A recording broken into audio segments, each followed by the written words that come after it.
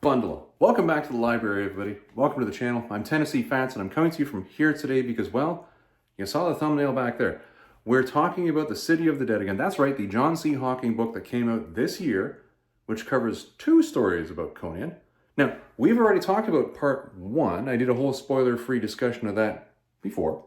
If you want to go find that, I'll put a link down in the description down below. You can go check that out to find that, and it's a good one. I enjoyed that one.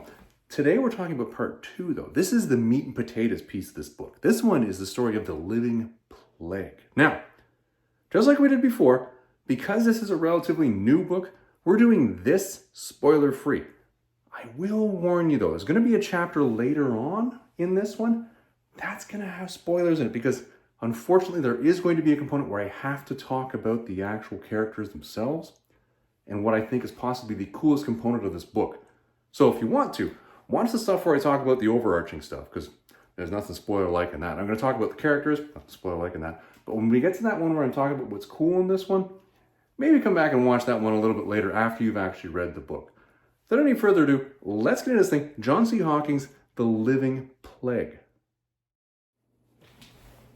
All right, so let's get into the story itself here. Now, I'm in front of the map on the wall here because just like we did for part 1 of the overall book, we're going to start here with the synopsis of what happens. This is the spoiler-free part, in case any of you are concerned. Here's what happens in The Living Plague. It's effectively a quest with a dungeon crawl. Now, there is a little bit of extra at the end.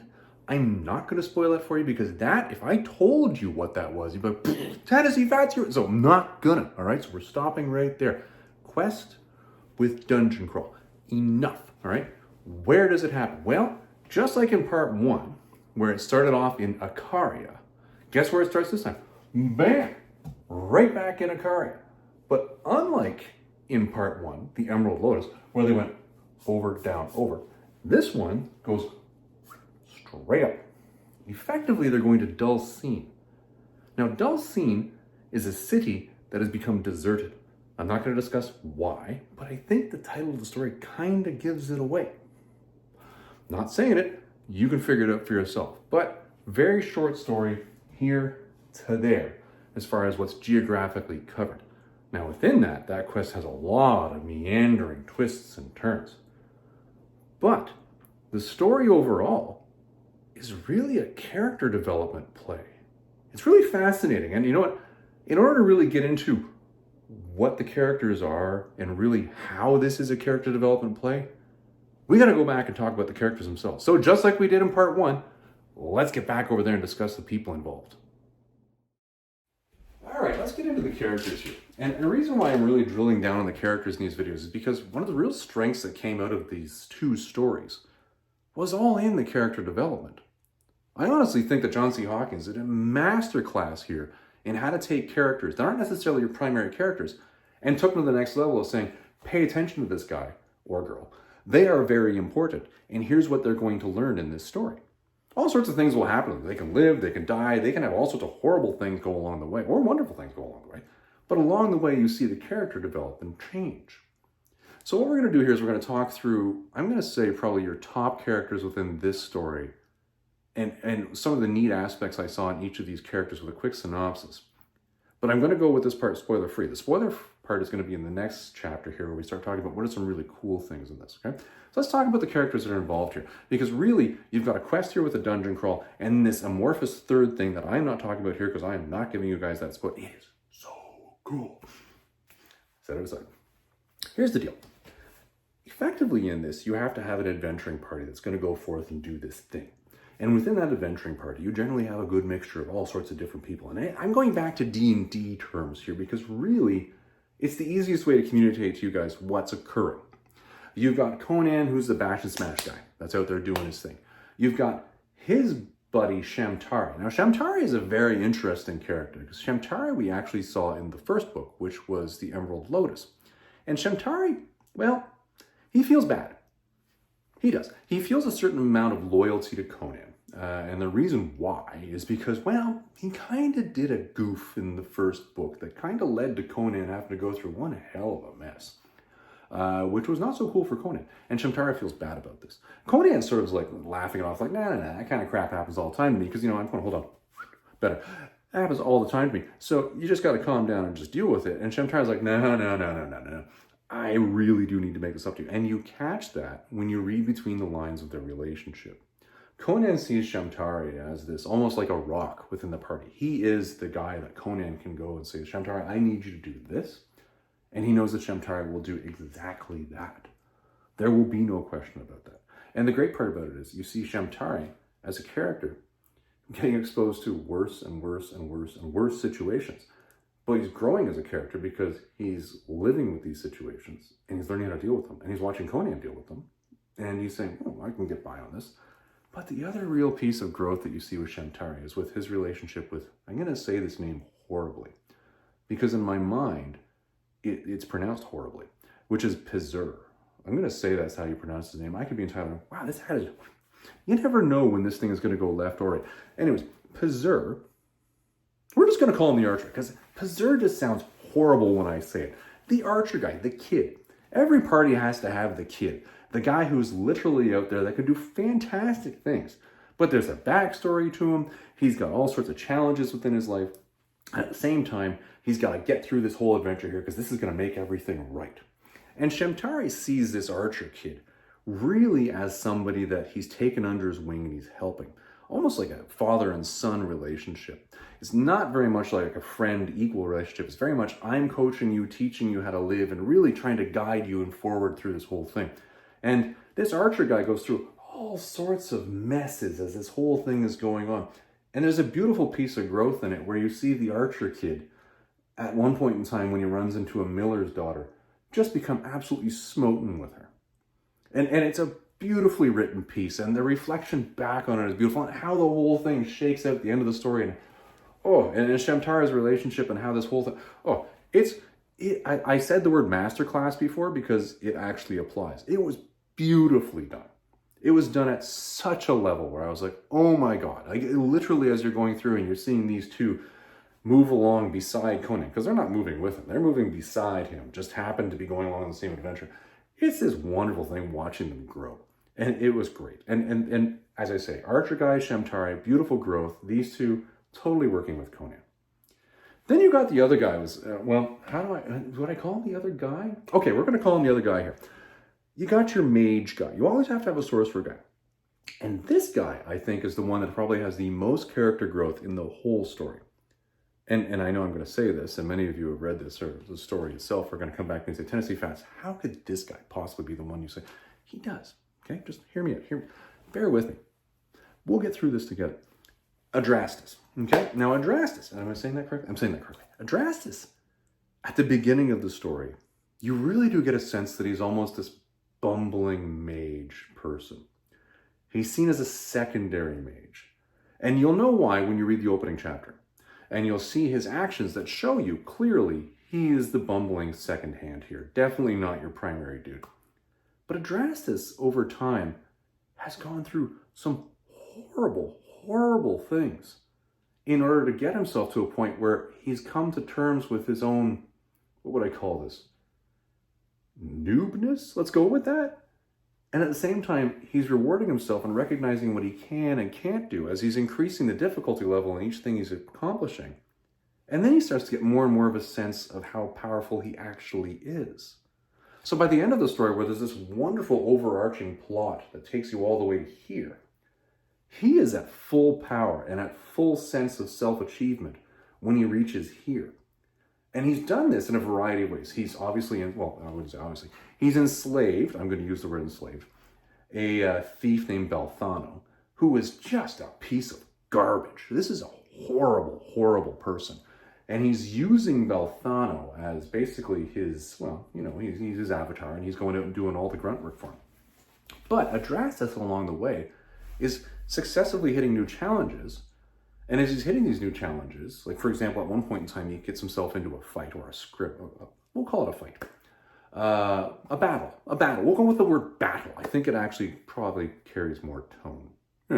Gets into a battle and he's somewhat frozen for a second. He's not used to battles. He's like, ooh, what do I do here? What do I do? It's like, yeah, I could throw all sorts of fireballs and lightning and this sort of crap, but I'm still too freaked out here because I'm stuck in a battle.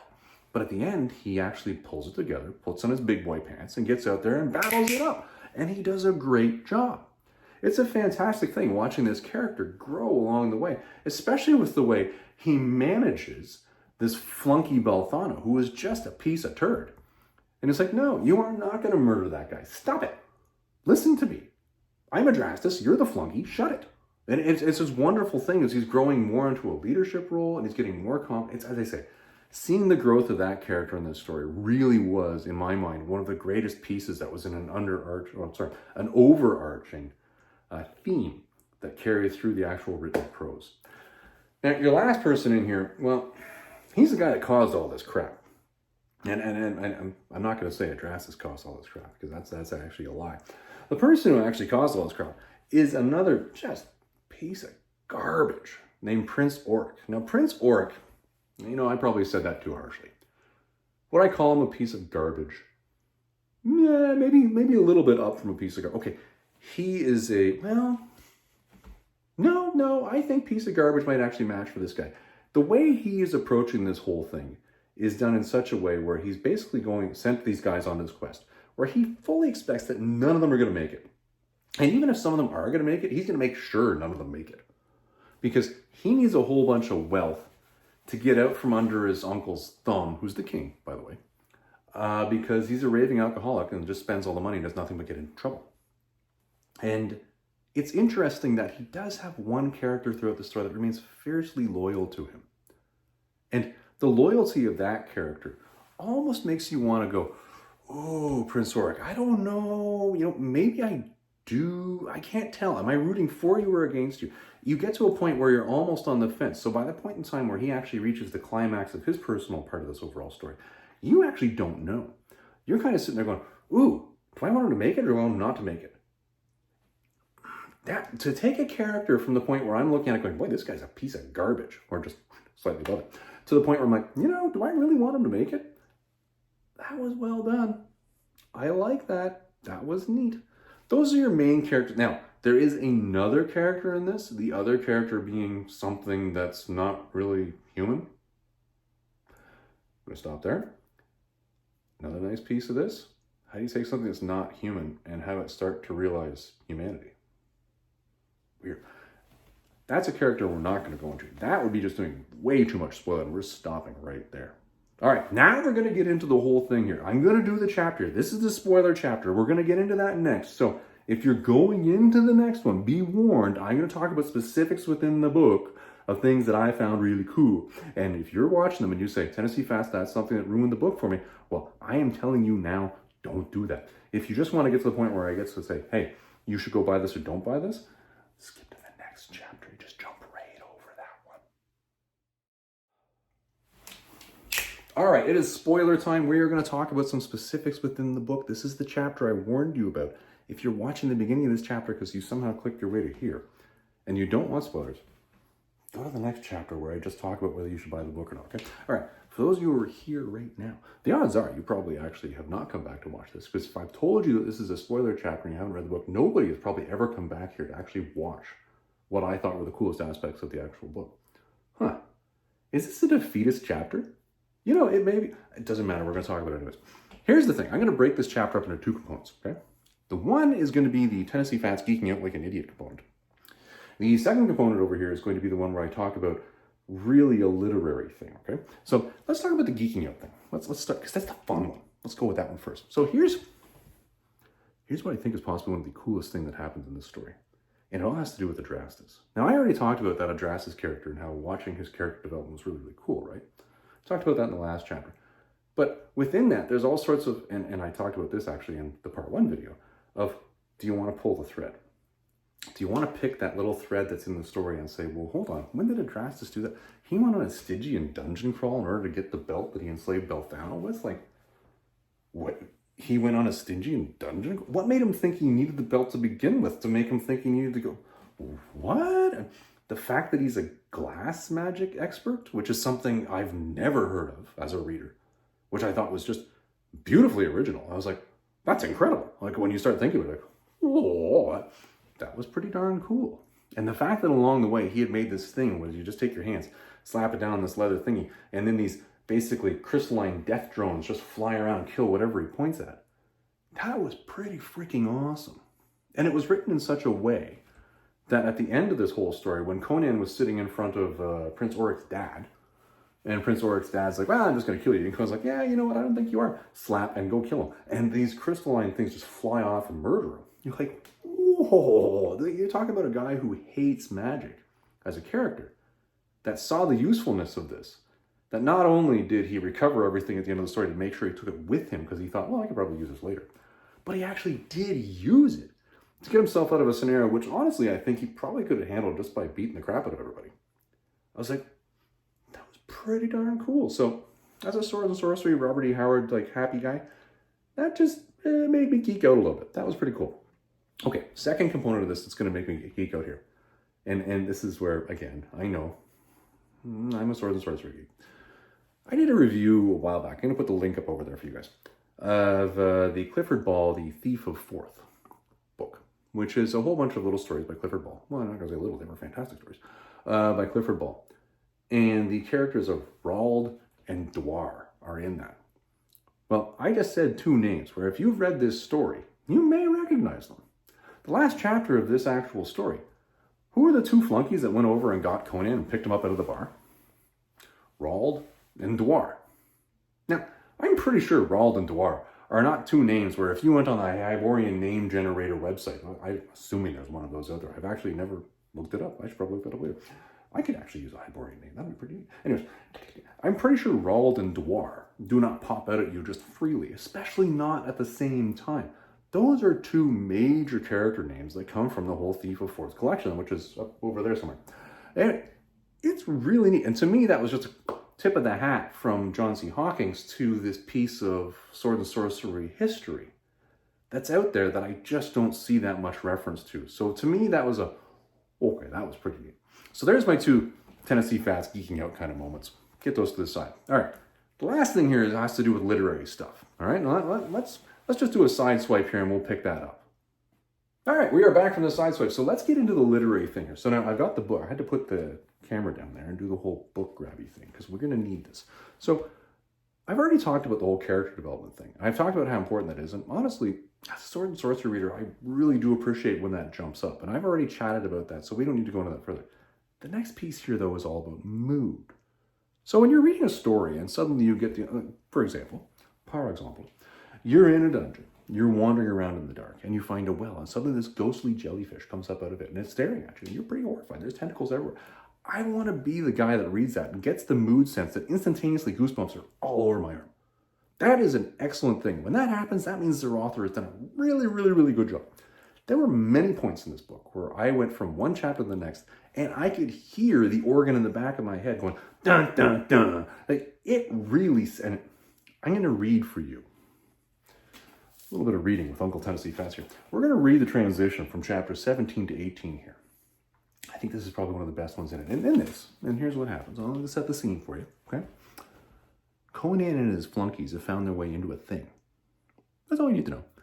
They think they're safe. And outside are a whole bunch of, well, let's just say hostile things. So, they think they're safe in a thing. Hostile things outside. Okay? Yeah. Now I'm going to start reading. Okay. Abruptly, a sharp series of staccato blows began to ring out. Shudders ran through the wood and tingled against Conan's fingers. That's hammering, said the barbarian. They're nailing the doors together. They're not trying to break in. He looked squarely into Shamtari's eyes. They're sealing us in. Dun, dun, dun. Yeah, that was pretty, that's good. When you get that and then suddenly you full transition into the next, whoa. Now, granted, my reading is not that good, but when you're reading that in your head as you're reading through the story, that is pretty freaking awesome. The mood that continues to set in this as you're going along, especially when you find your way out of what we call the quest, into the dungeon crawl, and into the third part. Oh, that whole third adventure that's within this story has so much feeling written into the world around it. It draws you right in. That was so well done. And again, I'm not talking about that here because that, I think, is spoiler enough. It just deserves, no, we're not going to do it. All right, so there you go. So I geeked out about 2 things. I've told you about a really cool mood thing. Watch for that when you're reading this one if you haven't read it. And if you have read it, then why were you watching this segment? All right, let's get into the wrap-up. It is bajillion-dollar question time, and we're going to wrap this bad boy up now. Should you buy this book? Well, spoiler-free, yes. Way back in part 1 of this, when I said, just based on reading the Emerald Lotus, I don't care if part 2 is garbage, I would still be happy reading this. Well, I've read part 2, and it wasn't garbage. It was, in fact, really, really good. It was good to the point where I looked at this and said, part 2 is actually a better story than what I thought part 1 was. And I thought part 1 was really well done. So, yeah, I'm of the opinion as a Conanophile, you probably want to pick this one up. If you're not a Conanophile, if you're somebody that just likes sword and sorcery, or you like Lovecraftian level, let's just call it horror-esque type things, or you like D&D type adventures, forget this is Conan. Put somebody else's name on this and read the story. It was really well done. And I like the fact that the secondary characters carried your interest through so much as this story went along that you just didn't want to put it down when you got to one chapter to the next. It was wonderfully done. And I do encourage any of you who are Conanophiles out there, you definitely want to pick this bad boy up. Now, there is that adjunct video that I put out a little while ago, part 1B, where I talked about what happened in between these. Also well done, but you definitely don't need to pick that up in order to enjoy this book. Don't let that dissuade you from grabbing this. Well, everybody, that's our video for this week. I hope you enjoyed it. We'll see you in the next video.